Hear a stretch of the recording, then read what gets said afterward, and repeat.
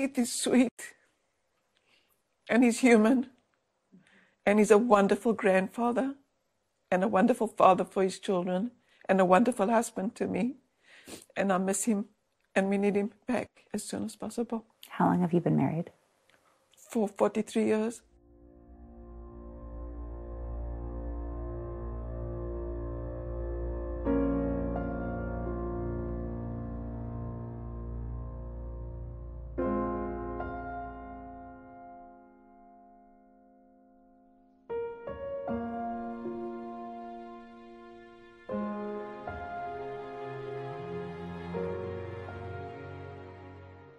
This was one of our happiest moments.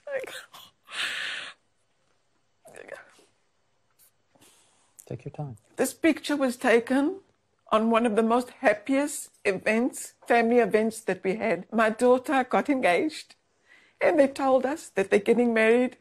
And as you can see, Keith is smiling. We couldn't keep a smile off our face. What are you hearing from the Israeli government, from your government in this country? We're hearing much too little, much too late.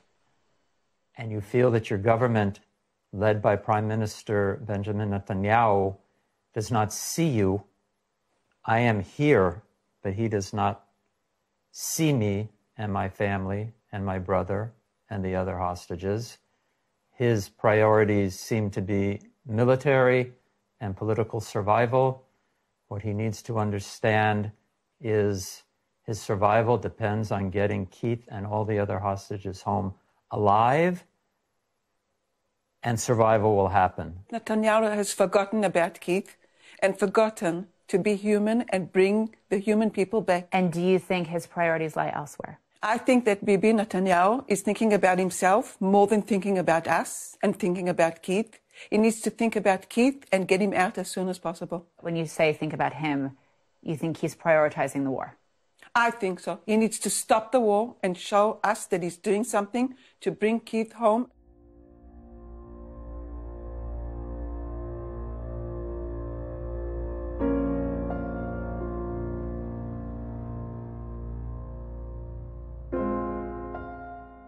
Can you describe that day when you were walked down to a tunnel? Stairs, ladder? It was dark, and we were very scared. We didn't know where they're going to take us.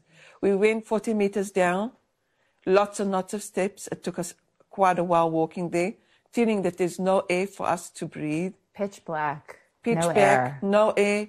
There was a toilet with no water. We couldn't even wash our hands, with hardly no food at all. And they just left us there to die. They just wanted to make a joke out of us. Humiliation. They made a joke of us all the time. One of the days they took Keith into the shower and shaved his whole body and told him that he needs to shave at the bottom. And he was so humiliated that when he came out, he said that he didn't know what to do with himself because he felt like nobody, like nothing.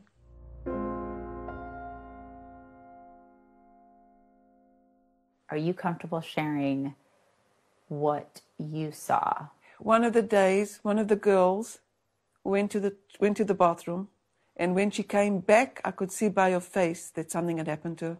And after a couple of hours, she came and she looked at me and she said, "He touched me."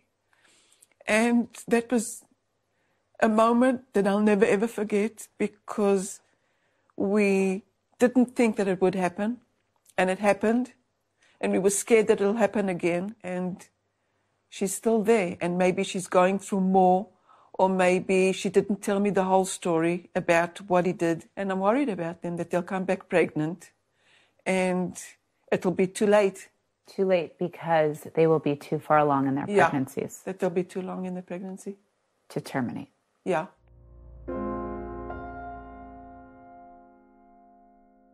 So sometimes we walked with the people of Gaza.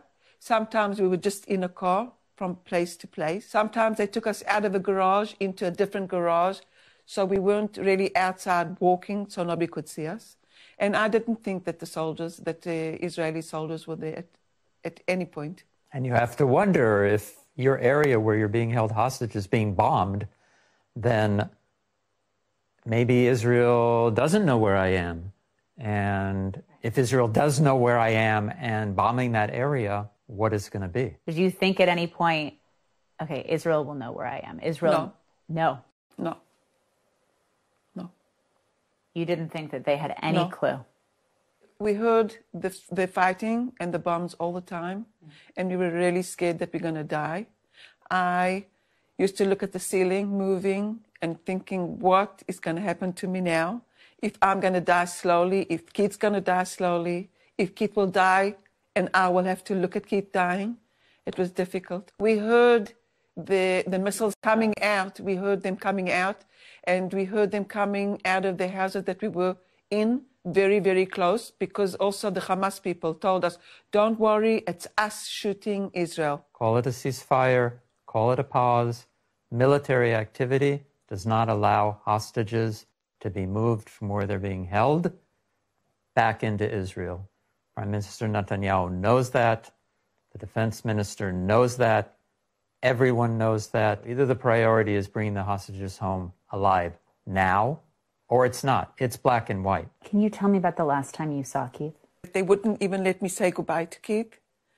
And I pushed them. And I said, I'm going to Keith now, because he needs to know that I'm going. And he was lying on a mattress on the floor.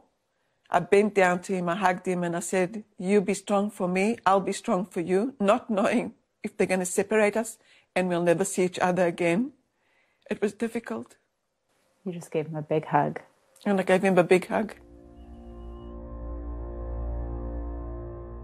And then the next day, they took us in a car with other people that were out that day to a place where Hamas is, lots of people from Hamas, and they took us to the Red Cross. It was very, very scary.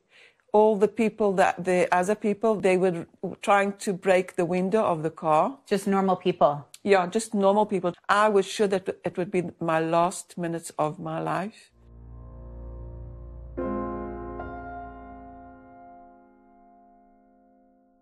The other things that I thought about is that if I'm going home and they're all happy to see me, I must be happy to see them and feel that I'm happy even though that Keith isn't with me. So you must put on this face. Yeah, I did. And I did my best to make my family be happy for me that I came back. It wasn't easy. Do you believe Keith is still alive? Keith is still alive. We are waiting for Keith to come home. I want to believe that Keith's still alive, but I know what can happen there, and I'm very worried about Keith. Is there a happy memory that you think of? Is there a happy moment from before October 7th that kind of is Keith to you? You know, it'll sound a little bit strange, but I try not to think about those happy moments because I break up into tears. And it's too difficult for me to think about the happy moments. And that's how I protect myself.